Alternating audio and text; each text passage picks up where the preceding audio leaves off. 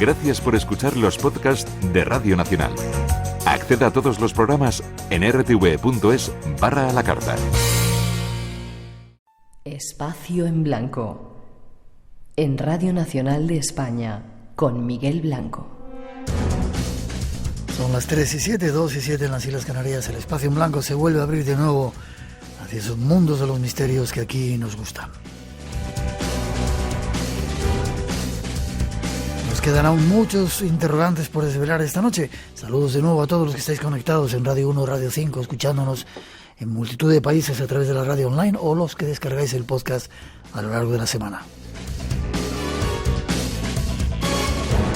Redes sociales en marcha de Blanco Radio en Facebook, Twitter e Instagram. Ahí están atendiendo vuestras consultas. Y ahora nos vamos de viaje. Queremos acompañar a unos exploradores y luego os daremos algunos datos de esa supuesta respuesta de entidades inteligentes que parece que están cercanas a nosotros y que no son de la Tierra. Nos vamos de viaje.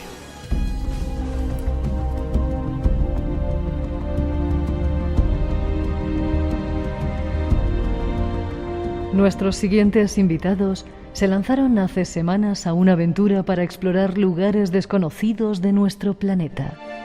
Sentir que estás cerca de algo, sentirte en el lugar donde ha surgido esa mitología y esas leyendas, es lo que nos espolea y nos empuja a llegar hasta allá, quizás hasta los sitios negados para el hombre, y por eso son precisamente sagrados. Y se embarcaron en su búsqueda hacia lugares ignotos, sagrados. Viajaron hasta Papúa Nueva Guinea, hacia la orilla de un río, con el objetivo de explorar tierras de las que no había ni siquiera información. En ellas descubrieron, entre otras sorpresas, a las mujeres del agua. Hace tiempo aprendí a escuchar los ritos sagrados, a atender a los mitos y leyendas, a buscar entre mapas antiguos, a dudar de todo y seguir buscando respuestas.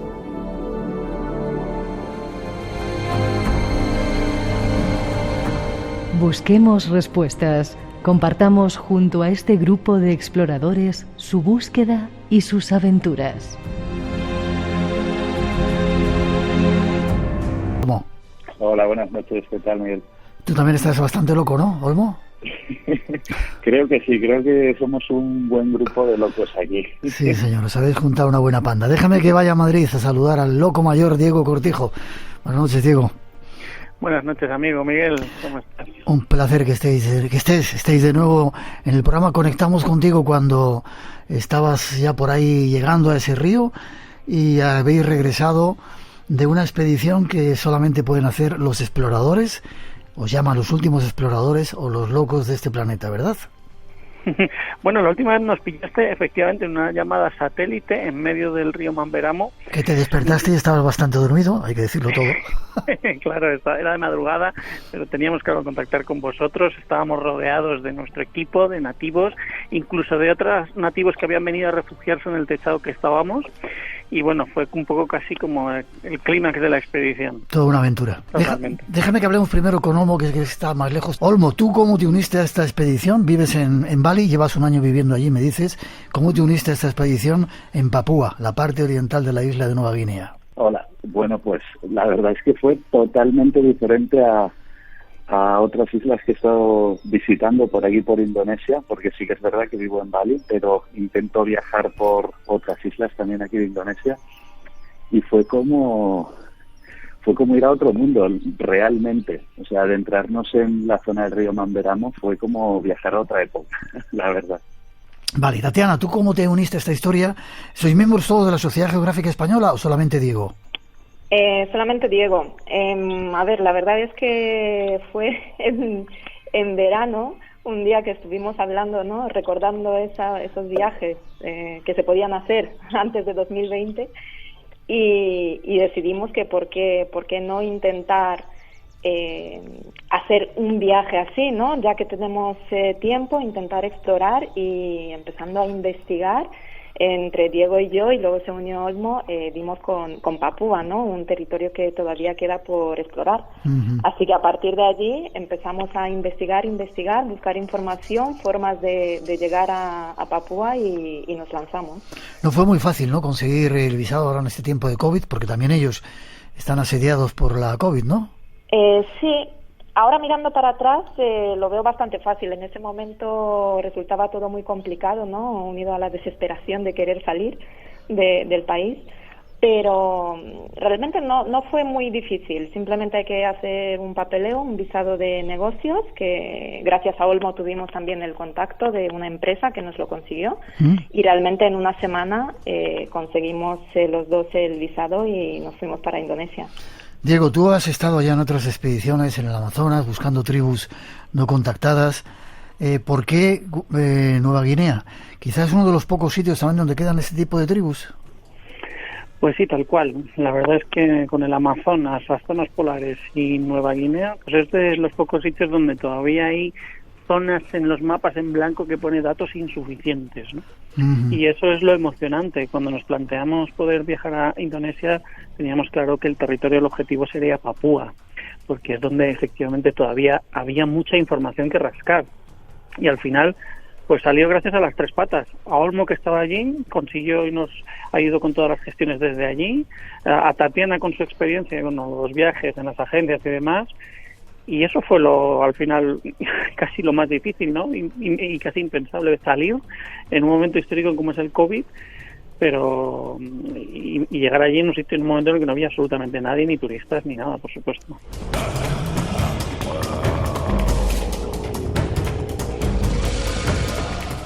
Habéis llegado a un lugar que se llama Río Mamberamo, que fue donde conectamos con vosotros, y según las fuentes históricas, en 1545 el vasco Íñigo Ortiz de Retes desembarcó en ese río, y desde entonces casi no habían llegado blancos, o ya estaban acostumbrados a que habían entrado algunos...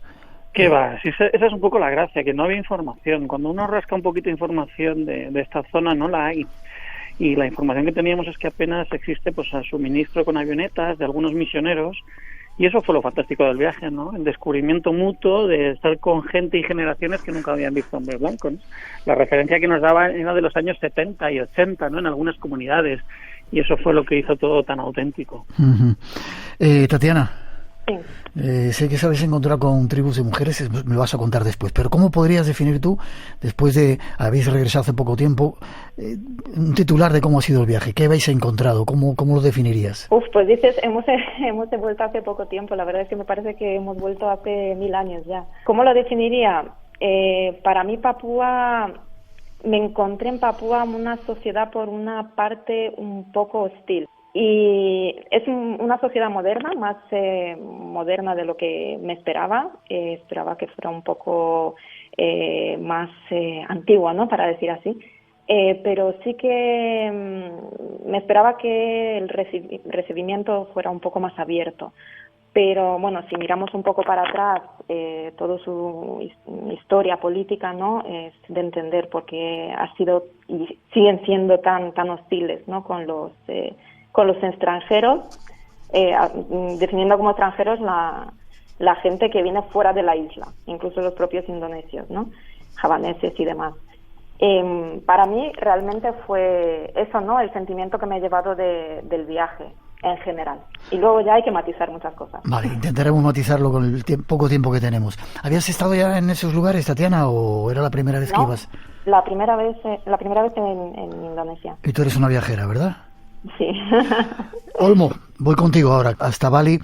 ¿Cómo definirías tú la experiencia de esa expedición, que no es un viaje? La verdad es que coincide un poco con lo que dice Tatiana, que fue, o sea, me estaba preparando para ir a explorar tribus que no habían sido contactadas, ¿no? Y de repente llegamos a una mezcla entre vivir muy en lo tradicional mezclado con el mundo moderno y con los teléfonos móviles y la gasolina.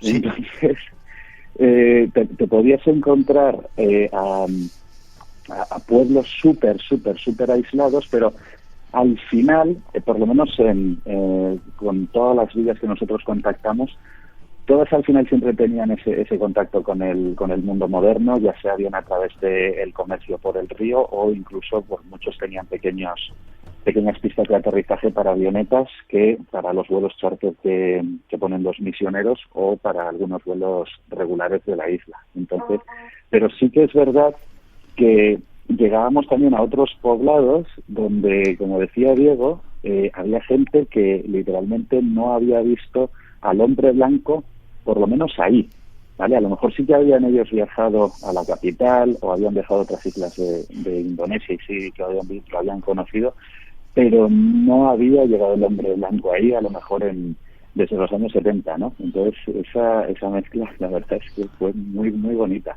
Tatiana, ¿y cómo reaccionan cuando ven llegar a un grupo de 3 personas, 3 loquitos de blanquitos y a ti, ahí a una tribu de esas?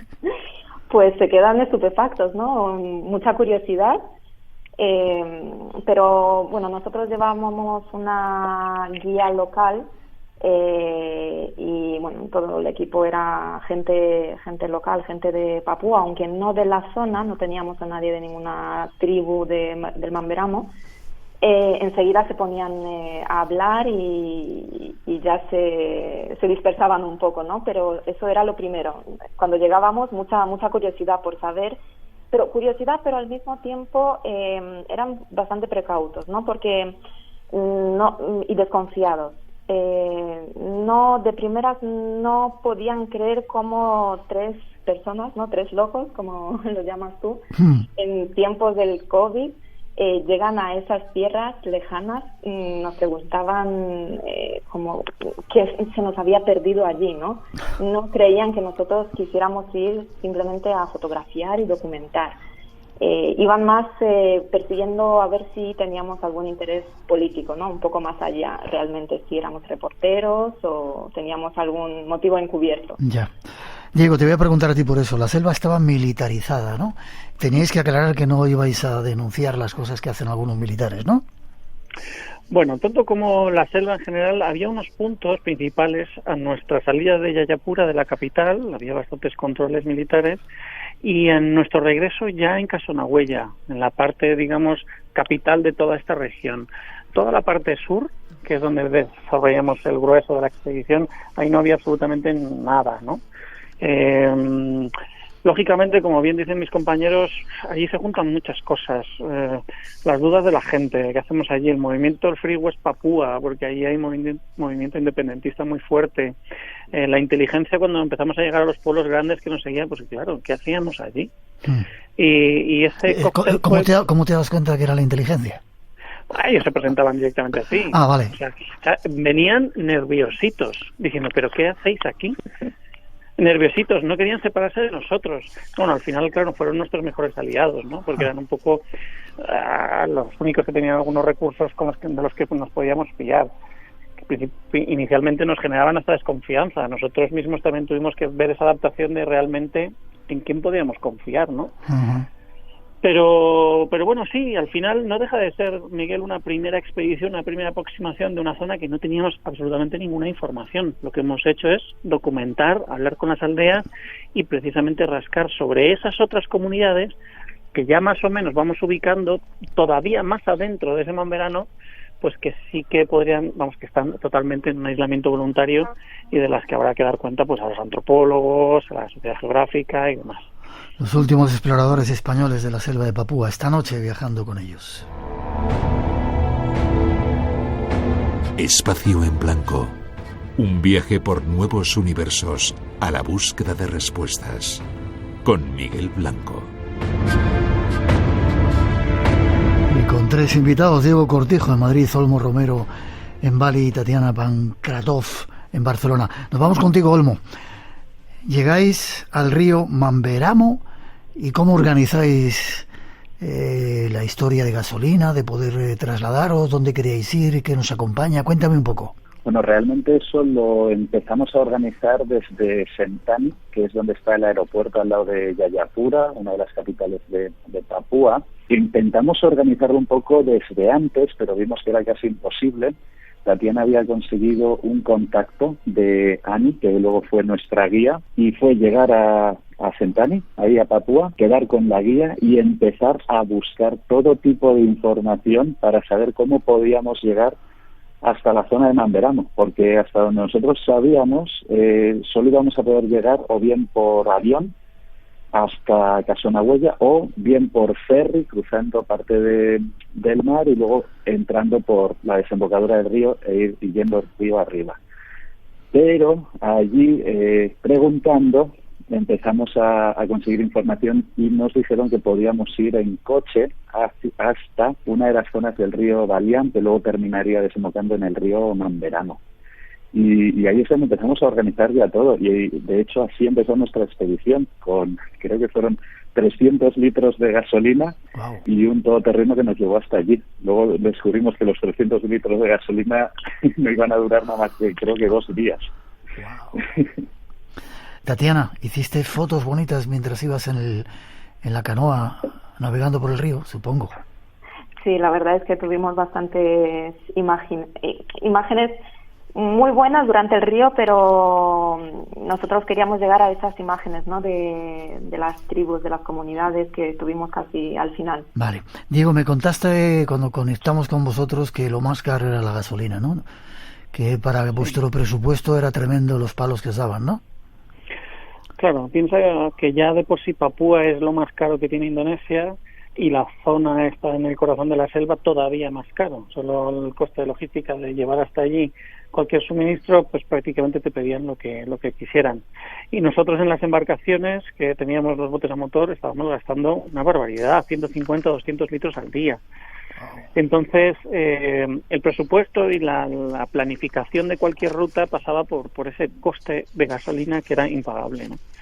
Y nos limitó mucho. Tatiana, vamos a ver, me empiezas a contar lo que visteis. Tengo aquí unos datos que os contaban que las primeras tribus estarían compuestas por los orejas largas. ¿Quiénes eran estos colegas? ¿Los visteis? La verdad es que de las 3 tribus que conseguimos información no conseguimos ver a ninguna tribu, ¿no? Recabamos bastante información en los diferentes pueblos que hemos ido encontrando a lo largo del río. Escuchamos hablar de una tribu de orejas largas que llaman los Sargai. No sé si Diego recuerda más información. Yo de esta tribu creo que no hemos recabado tanta información. De hecho, en el momento que nos contaron, ya nos decían que ya habíamos pasado el lugar que teníamos que haber desembarcado para realizar un trekking de no sé cuántos días. Que iba a alargar mucho la expedición. La tribu que más información hemos conseguido ha sido la tribu de las mujeres del lago, ¿no? Las Taleya o Anita, que las llaman ellos. Hablaremos ahora de ellas enseguida. Olmo, en cuanto quieras entrar, nos comentas lo que quieras, ¿vale? No hace falta que te tenga que preguntar, ¿te parece? Sí. Vale. Diego, una chica dice que había visto una persona desnuda con el pelo largo, marcas rojas pintadas en la espalda y una cola. ¿Pudiste ver este tipo de personajes, estos personajes? No, la verdad es que eso fue un testimonio que encontramos en la comunidad de Cuerva, que había pasado unas semanas antes, y claro, ya nos habían hablado de esta comunidad de personas con cola, algún tipo de atuendo o algo que ellos llevaban atados a la cintura, y que, claro, nos describieron muy bien, como bien dices, pelo largo, espalda pintada de rojo, totalmente desnudos, con esta cola a la espalda, y bueno, nos dieron un poco la ruta que estaban tomando, ¿no? Cruzando las montañas Foja, casi a la vera del río Mamberano. Entonces, bueno, nosotros vamos trazando esa zona de influencia por donde van pasando, pues para saber que por lo menos están ahí, ¿no? Tremendo. Tatiana, supongo calor, animales, cocodrilos, me contaba Diego que había en el río, todo tipo de bichos raros, ¿no? Sí, la verdad es que me esperaba ver bastantes más bichos, los hay, porque la biodiversidad de Papúa es tremenda, pero no hemos visto tantos, ¿no? Hemos visto cocodrilos, alguna serpiente de agua, mariposas, por lo visto hay como más de 300 especies de mariposas, ¿no? En la zona de las montañas Foja. Algunos animales... Los murciélagos gigantes, a mí me impresionaron, ¿no? Esos murciélagos gigantes que cruzaban el río al atardecer. Sí. Casuarios también, que son endémicos de esta zona. Murciélagos zorro. ¿Murciélagos perro, has dicho? Zorro, murciélagos zorro. Zorro. Sí, de esos que muerden un poquito, ¿no? Y chupan un poco de sangre. No, estos son más tranquilos, aunque son gigantes, la verdad. Eso nos los encontramos cuando estábamos ya terminando de navegar por el río Manveramo, cerca de la desembocadura. La verdad es que son impresionantes. ¿Cuántos días estuvisteis navegando por el río? Pues navegando por el río estaríamos unos 10 días en la embarcación. Desde que llegamos a Jayapura, la expedición, entre gestiones y más, un par de semanas nos tiramos allí. Ya. ¿Y la intendencia cómo comíais? ¿Qué comíais? ¿Llevabais suficiente para comer o pescabais y cazabais o yo qué sé? Llevábamos la guía, que era nuestra cocinera, y el equipo de expedición. Nos iban preparando todos los días las comidas, las diferentes comidas, aunque, bueno, habían comprado parte de los alimentos en la capital y luego en los diferentes mercados de los pueblos compraban más, ¿no?, si hacía falta.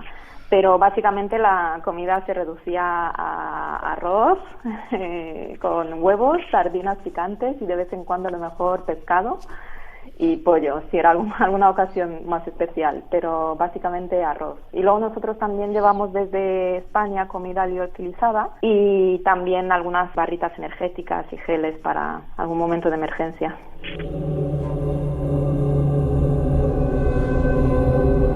Enseguida va a llegar al encuentro con esas mujeres. Pero cuéntame, Diego, ¿en qué creían? ¿Tuvisteis oportunidad de intercambiar para conocer sus creencias? Pues es una pena, como siempre, Miguel, porque, mira, una de las comunidades más auténticas que llegamos a los Baudi, sí, cuando quisimos indagar un poco en su origen, en sus tradiciones, incluso el propio jefe de la comunidad se perdía, ¿no? Habían llegado los misioneros en esos años 70, habían plantado una iglesia allí, y ya no es que hubiera sincretismo, no lo había. Directamente habían olvidado pues cómo lo hacían antes, ¿no? Nos quedamos, como siempre que dicen mis compañeros, un poco esa sensación agridulce, ¿no?, de estar rascando en esa parte virgen, pero no llegar, ¿no?, estar un poquito más allá. Ellos nos contaban la historia de los hermanos suyos que todavía vivían más adentro, que sí que vivían de una manera todavía ancestral. Ya no hay caníbales en esa zona, ¿no?, porque esas islas tenían fama de que había gente con un poco de mal genio, ¿no? Bueno, eso no lo tenemos tan claro, no nos los hemos encontrado, pero siempre hablan de que existen y de que están por ahí. Vale, Olmo, voy contigo. Luego Tatiana nos contará también esas historias. Mujeres que vivían solas, una tribu de mujeres. Sí, las mujeres del lago, una de las 3 tribus de las que nos hablaron. Y la verdad es que esto se lo voy a dejarlo contar mejor a Tatiana, pero ahí sí que fue un momento de decisión de saber si íbamos a continuar la expedición por un sitio o por otro, porque es cuando estábamos en Dadra y teníamos que decidir si continuar hacia una zona o seguir el río Manveramo hacia abajo. Y básicamente, por 2 informaciones que tuvimos, decidimos que seguíamos y que a lo mejor el ir a visitar a estas mujeres lo íbamos a tener que hacer en una segunda expedición. Y fue básicamente que nos enteramos de que el ferry que volvía a Jayapura salía solamente un día a la semana, que era, creo recordar, el jueves, y a lo mejor estábamos a día lunes o algo así, y que eso nos limitaba a nivel de tiempo, porque o nos quedaban 3 días de expedición o nos quedaban 10 días de expedición más. Y precisamente por lo de los 10 días de expedición, por el coste de la gasolina y por el coste de esto, al final decidimos que volvíamos hacia Casonagüella en vez de ir a buscar a esta tribu.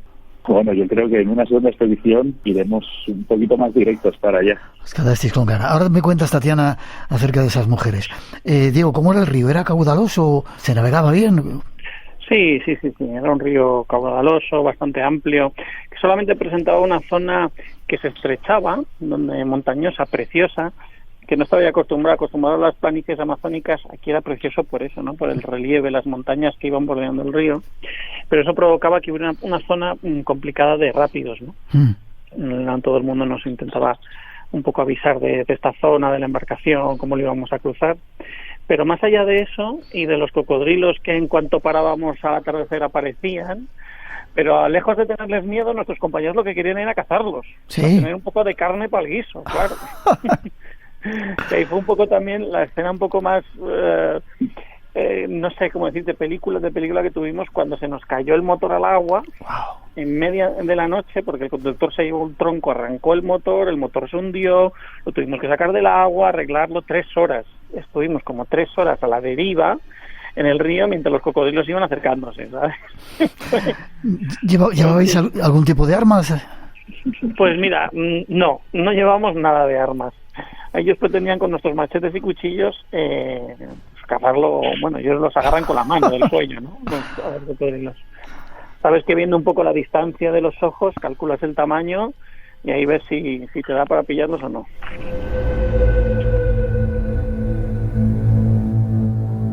Tatiana, vamos contigo. Las mujeres del lago. ¿Qué os contaron de ellas? Qué bonito suena el nombre, ¿eh? Wow, es para hacer una segunda expedición y casi me apunto a ir con vosotros, si me aceptáis. La verdad es que dan ganas de hacer una segunda expedición a esta zona, y no solo por las mujeres del lago, sino porque también estando al final de la expedición, estando en la comunidad Baudi, nos contaron sobre esos Baudis más tradicionales aún, que vivían en una zona cercana a esta de las mujeres. Entonces creo que es una zona que merece otra expedición bastante más amplia. ¿Y qué pasa con esta? Sí, cuéntame, perdón. Estando en Dabra, que es el punto más importante, digamos, antes de llegar al Mamberamo, nuestra guía empezó indagando, ¿no? Buscando información sobre tribus, si habían oído historias por la zona. Encontró una persona originaria de un pueblo cercano a esta tribu, y es la que nos ha contado la historia de estas mujeres que viven aisladas, que viven solas, solo las mujeres, y según nos contaron son mujeres que, bueno, deciden ellas mismas vivir aisladas, ¿no?, del resto de las comunidades. Pero lo particular de esta tribu es que ellas dicen que son fecundadas por el viento y vetan a los hombres en su... Espera, fecundadas por el viento. Sí, qué no bonito. No hemos entrado en más detalles porque tampoco sabían darnos, ¿no?, porque al fin y al cabo son leyendas, sí. Pero también vetaban a los hombres hasta tal punto que les mataban, ¿no? Entonces nos decían que teníamos que tener mucho cuidado, porque si queríamos llegar a conocer a estas mujeres solo podíamos seguir las mujeres, que éramos 2 en el equipo de expedición. También nos contaban que si daban a luz a algún varón también lo mataban. Wow. Hasta tal punto no querían tener varones, ¿no?, hombres en su comunidad. Y bueno, también un punto importante, que por eso creo que es bastante fiable la información, es que nos contaron que hace años una mujer de esta tribu fue atrapada por la gente de este pueblo cercano, se casó con un hombre de este pueblo y finalmente se quedó a vivir allí. Y decían que seguramente siga viviendo en este sitio. Entonces ella hubiera sido una buena fuente, ¿no?, de información para saber más sobre sus creencias, estilo de vida, aunque no hubiéramos podido llegar a verlas.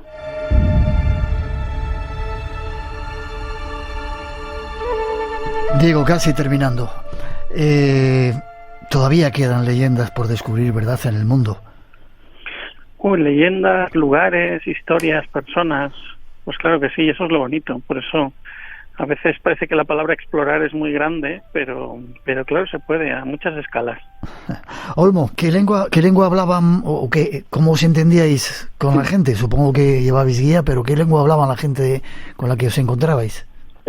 Hablaban, es que hay muchísimos dialectos en Papúa o lenguas originarias de las tribus, entonces todos hablan lo que se conoce en Indonesia como Bahasa Indonesia, ¿no?, que es el lenguaje común de toda Indonesia. Pero lo que pasa es que luego en Indonesia hay registradas más de 200 lenguas diferentes. Y en Papúa, en todos los poblados, hablaban Bahasa Indonesia, pero yo creo que muchas veces hablaban en su propia lengua precisamente para que ni siquiera nuestra guía, que era de Papúa, pudiera entender muchas veces lo que decían, sobre todo a la hora de negociar. Entonces, bueno, si queríamos hablar un poco con ellos, teníamos que chapurrear indonesio, bahasa, ¿no? Sí. Y yo creo que terminamos aprendiendo por lo menos unas cuantas palabras y por lo menos a comunicarnos, aunque sea para pedir algo de comer. Curioso. Casi para terminar, Tatiana, la globalización ha llegado a casi todas las partes en este mundo, ¿no? Hay teléfonos móviles en los sitios más recónditos, ¿no? Sí, hay teléfonos móviles, pero la verdad es que en el Mamberamo no hay cobertura. Menos mal. Sí, menos mal. Estuvimos bastantes días incomunicados. Solo teníamos el teléfono satélite por si teníamos alguna emergencia, pero incluso en las ciudades, poblados más importantes, la cobertura móvil podía haber en los poblados, pero no internet. Desde luego funcionaba fatal. Vale. Y durante el río nada, cero.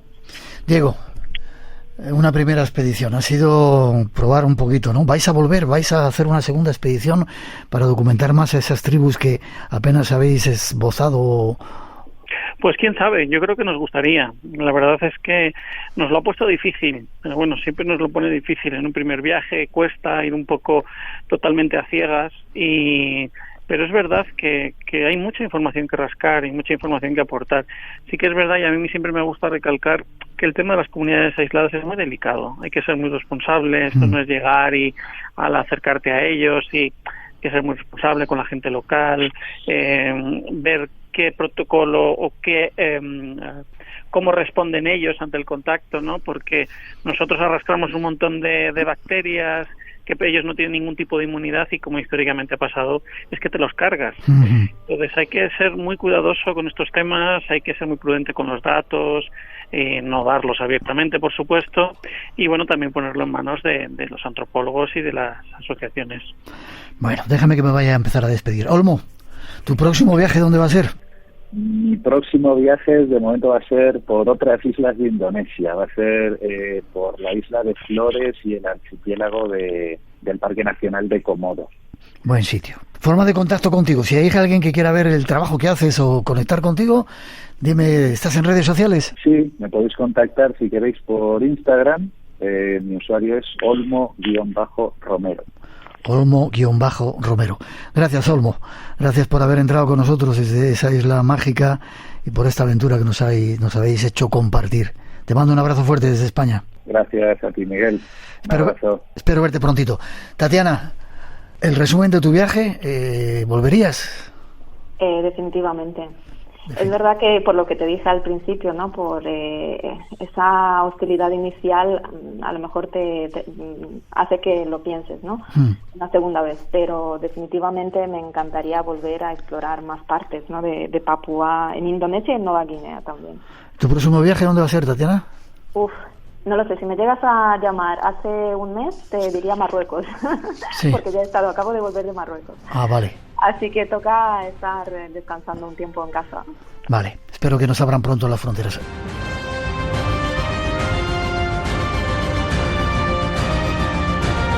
Los últimos exploradores españoles de la selva de Papúa, Diego Cortijo con nosotros. ¿Hay forma de ver, supongo, algunas fotografías que habrá hecho Tatiana, Diego, en algún sitio?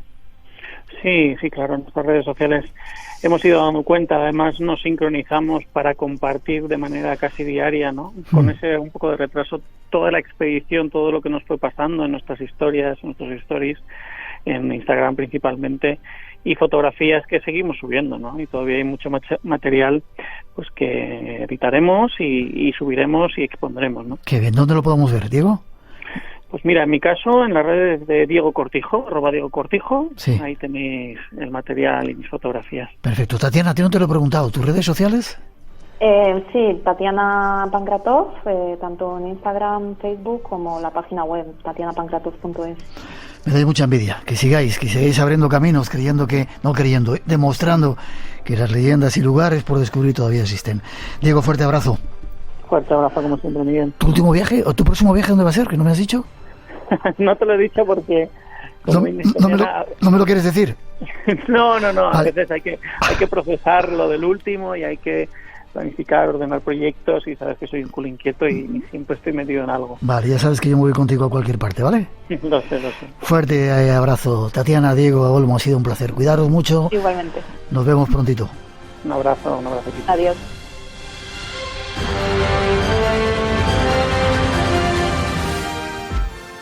Radio Nacional de España.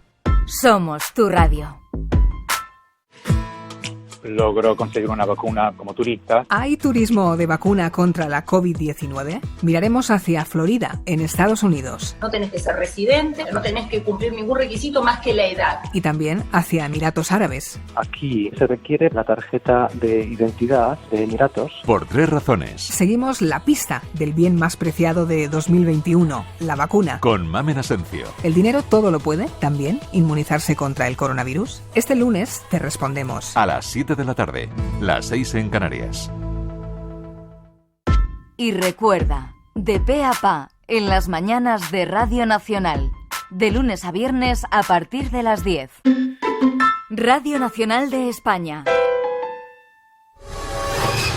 En Radio Nacional, el misterio continúa. Un viaje por nuevos universos a la búsqueda de respuestas. Espacio en Blanco, con Miguel Blanco.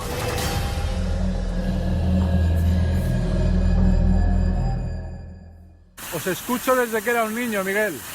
Antes desde España y ahora desde Suecia. Y solo puedo daros las gracias por tantas noches inolvidables. No sé qué voy a hacer cuando te jubiles. Un abrazo para ti, para Rosa y demás miembros del equipo y para todos los amantes del misterio repartidos por el mundo. Así suena Silver Fallet, la cascada plateada situada en medio de un bosque sueco.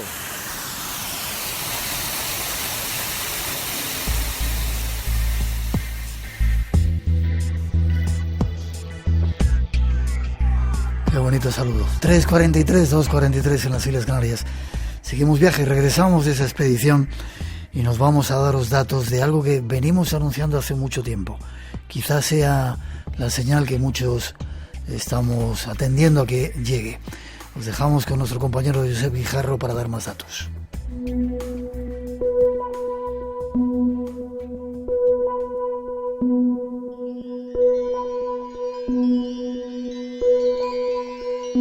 En estos días atrás ha surgido una noticia que de alguna manera corrobora lo que muchos piensan hace muchos años. La humanidad está ante el primer signo de vida inteligente más allá de la Tierra. Y lo cuenta Avi Loeb, que es un catedrático de astrofísica de Harvard, una personalidad en este mundo.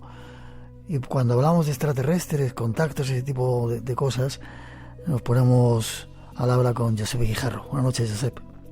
Muy buenas noches, Miguel. Estarás contento, ¿no? Por esto ya, por fin hay pruebas que no son de locos, sino que apoyadas por la ciencia de que hay vida más allá de la Tierra. Bueno, no nos confundamos. No. Es verdad. ¿Me vas a quitar la alegría o qué? No, yo estoy muy feliz, pero es verdad que un científico de la altura de Avi Loeb, que, mira, te leo así, right now, o sea, de bote pronto, parte de su currículum. Dirige el Departamento de Astronomía de la Universidad de Harvard, director y fundador de la iniciativa Agujero Negro de Harvard, director del Instituto de Teoría de Computación del Centro de Astrofísica de Harvard-Smithsonian, presidente de la iniciativa Breakthrough Starshot, presidente del Consejo de Física y Astronomía de las Ciencias Academias Nacionales y miembro del Consejo Asesor de la plataforma digital Einstein de la Universidad Hebrea de Jerusalén. Claro, hoy cuando hablaba precisamente y me preguntaba mi niño de 5 años, dice, ¿qué estás leyendo, papá? Digo, pues el libro de un astrofísico. Dice, ¿y eso qué es? Digo, alguien que busca vida extraterrestre. Dice, pues como tú. Claro, pero yo no tengo tantos títulos. Salvando las distancias, claro. Pero fíjate que es curioso, en las primeras páginas Avi Loeb desvela que él iba para filósofo y se quedó en astrofísico. Nótese la ironía, porque mucha filosofía hay en el libro, a pesar de que los fundamentos de lo que argumenta son fundamentos científicos. Y por no contrariarte, es verdad que todo hace pensar, todo indica, aunque no se puede demostrar, es una hipótesis, que un objeto interestelar procedente de una civilización alienígena cruzó el sistema solar entre 2017 y 2018.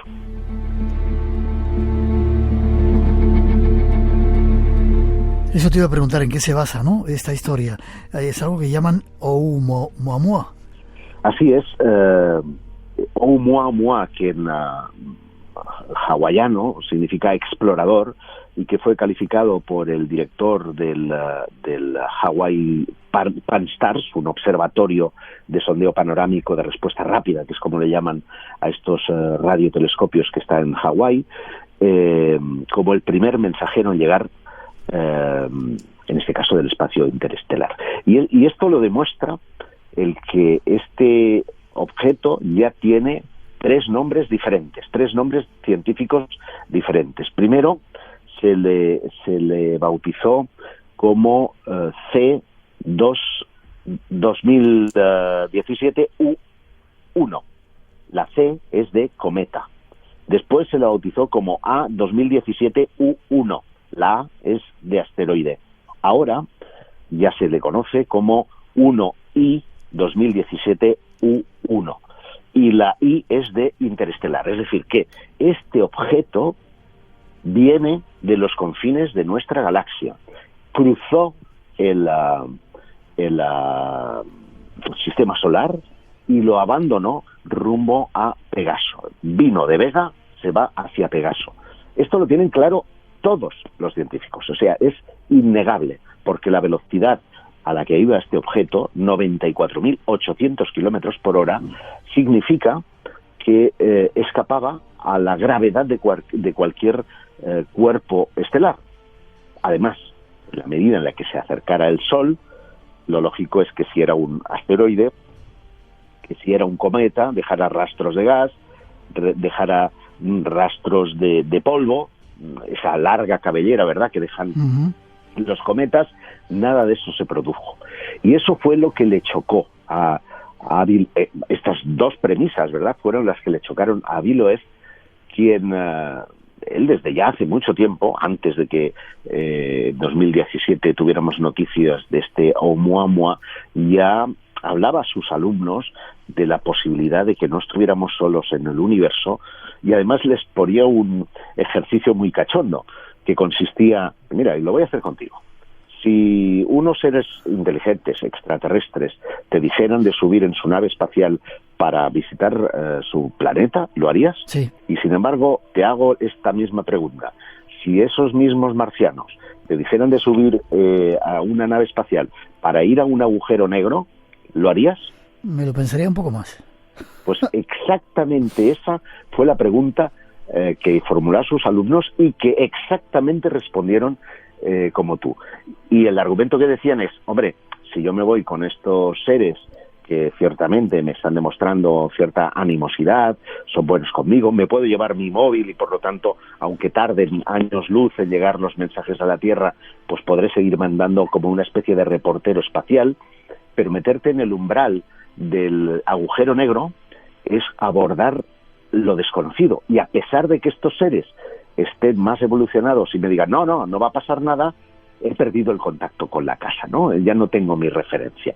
Entonces, fíjate, ejercicios como ese, que son de filosofía y ciencia, él los planteaba mucho antes de la llegada de Oumuamua, porque él estaba convencido, él tenía ya la teoría de que existía una cierta panspermia, es decir, una por así decirlo, que la vida había llegado desde el espacio a la Tierra y a muchos otros, iba a decir países, a muchos otros planetas, y que indiscutiblemente habría crecido con desigual forma esa vida, dependiendo pues de la rocosidad del planeta, de la atmósfera del planeta, de las condiciones de habitabilidad, etcétera, lo cual significa que unos podían estar más avanzados, otros podían estar naciendo, otros ya a lo mejor se habrían destruido, otros están en el mismo estadio, por ejemplo, que se encuentra la Tierra. Y por eso él cree que Oumuamua puede ser los restos, los vestigios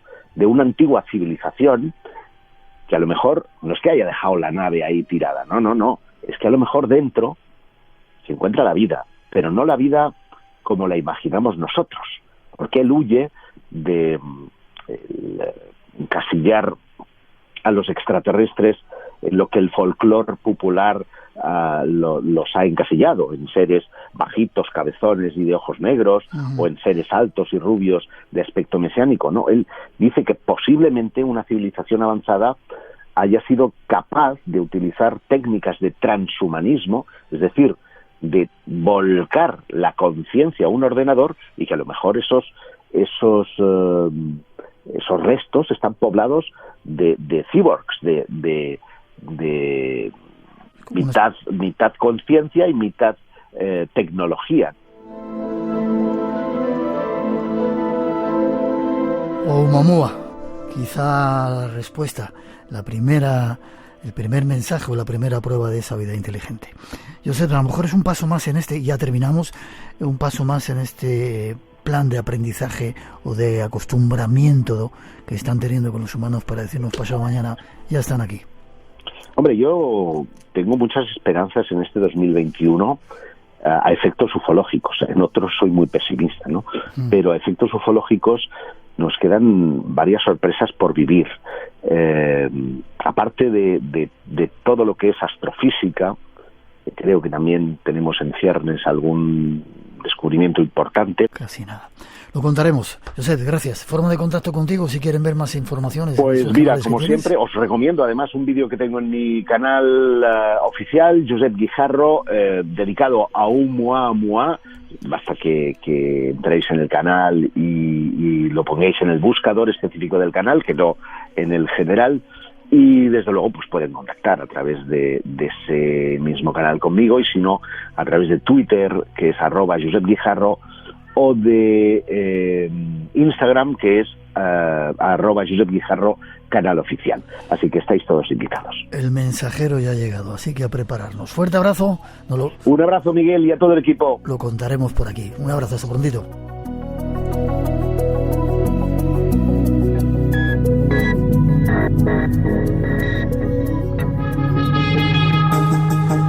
El mensajero ya ha llegado. Rosa Rodríguez, buenas noches. Llegas ahora tú. Hola, buenas noches, Miguel. ¿Cómo estás? Pues bien, la verdad que muy bien. Celebrando que, bueno, esta noche ha sido una noche más mágica que otras noches. Porque se celebraba hace poco el Día del Mago. Sí, hace tan solo una semana, justamente el domingo pasado, el 31 de enero, celebrábamos el Día Internacional del Mago, y así que hoy hemos querido hacer aquí nuestro pequeño homenaje a través de esa historia fascinante de Ernase. Perfecto. Y yo tengo aquí unos cuantos saludos. Eduardo desde Dublín, nos saludan desde Cadereyta, en Nuevo León, México. Desde Jacksonville, Florida, Oscar, de la Colonia del Sacramento en Uruguay, David Aguirre, un montón de personas que siguen sumándose, uniéndose. Hay otro desde Costa Rica que me faltaba, así que llevan muchos años escuchándonos también. Desde multitud de países se unen al espacio en blanco cada día más personas, ¿verdad? Pues sí, también tengo yo muchos saludos internacionales, además del el ya frecuentado en nuestro programa de David Oliva, que es uno de los más fieles. Tenemos desde Portugal esta noche a Manuel Fernando, o desde Japón a Carlos Larraín, en concreto desde, a ver si lo sé decir, desde ciudad de Tojiji, Ken Sanoshi. Desde allí nos escucha Carlos Larraín. Y luego desde México también nos ha saludado Carlos Mendoza. Y luego Cintia, ¿sabes desde dónde nos escucha una oyente que se llama Cintia? No. Desde Huelva, York. ¿Y eso dónde está? Huelva, York. Huelva, bueno, Andalucía. Vale. Bueno, saludos para todos ellos, los que nos escuchan desde fuera de nuestras fronteras, y abrazos y saludos también para todos los que lo hacen, esa legión increíble que tenemos aquí en España. ¿Me dicen los ganadores?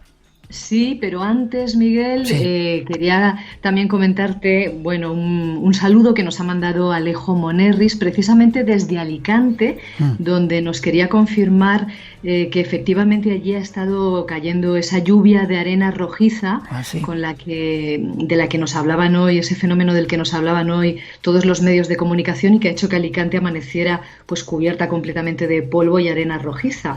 Así que, Alejo, pues gracias por confirmarnos este polvo en suspensión que la Agencia Estatal de Meteorología pues no recordaba tantísima cantidad de polvo rojo.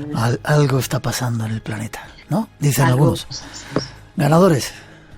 Pues tenemos 5 ganadores, que son Javier Gaspar, Carmen Arnaiz Vázquez, Adela Siadelita Rubio, José Antonio García Tejea y Marta de Betanzos, que participa desde Coruña.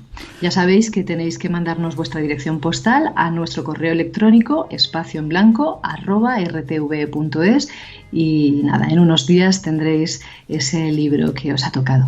Perfecto, Rosa. Si no tienes nada más, te mando un abrazo y te saludo. Pues yo también un saludo, un beso para todos y nos vemos dentro de 7 días. Feliz semana. Nos vemos prontito. Feliz semana.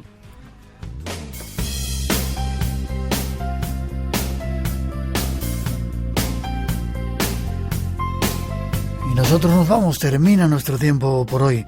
Las gracias a todos por la escucha. Es un placer saber que estamos tantas personas unidas a través de la radio con ese máximo poder que tiene el ser humano, el de la imaginación. Os dejamos ahora con nuestros compañeros, en buena compañía, con José Luis Aragón y Carlos Toral, que vienen a dar las noticias de las 4 y luego a Hombros de Gigantes. Y hasta que llegue ese momento, os dejamos con un poquito de nuestra música y los mejores deseos para esta semana. Cuidaros, nos vemos en 7 días, os esperamos en el Espacio en Blanco.